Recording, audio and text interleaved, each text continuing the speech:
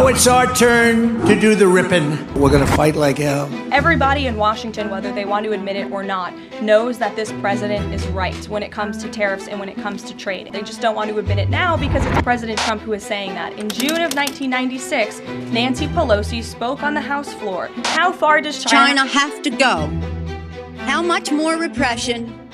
How big a trade deficit and loss of jobs for the American worker?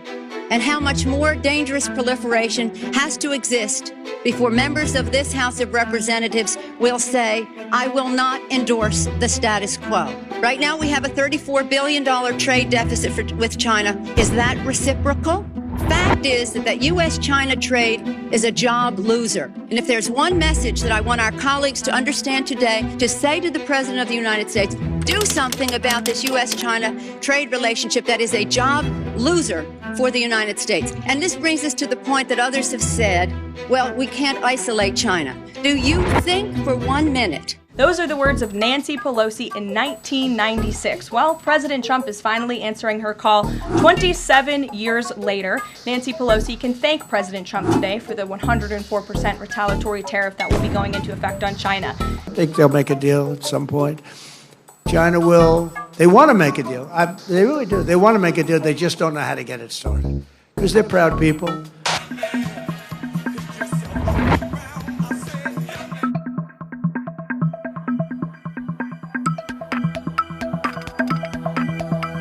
The president also spoke to the acting president of South Korea this morning.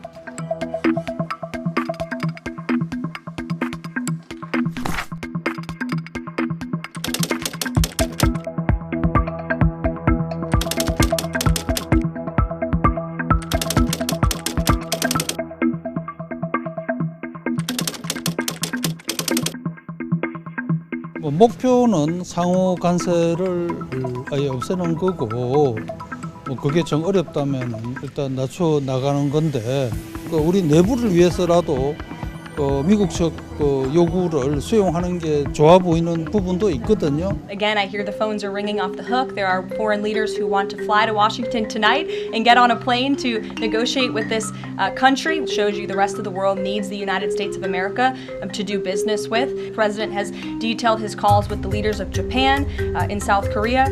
We are going to prioritize our allies and our partners around the world first when it comes to these negotiations. It's clear the president has found the world's attention with these tariffs.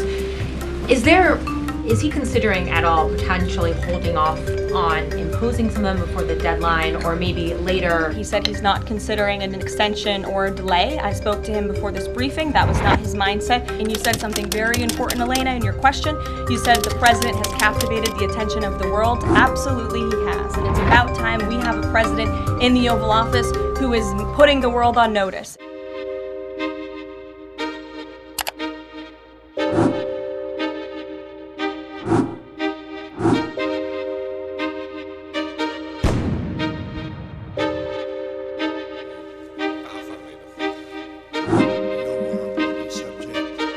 Today it was announced that China is reducing its currency. Did you see that? Big.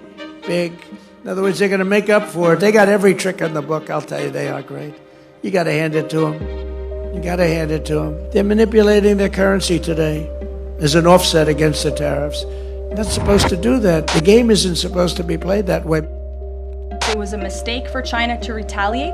The president, when America is punched, he punches back harder. That's why there will be 104% tariffs going into effect on China tonight at midnight. China has to call first?